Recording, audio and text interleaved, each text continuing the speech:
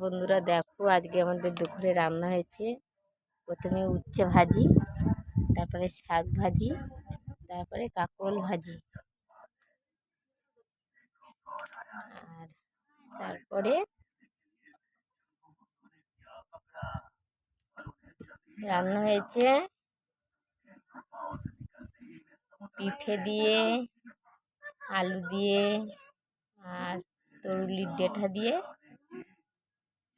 মাছ দিয়ে রান্না হয়েছে।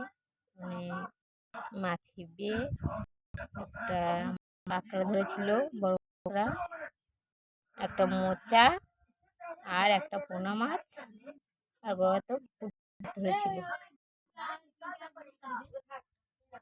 তাই এই মাছের ঝোলটা করেছি।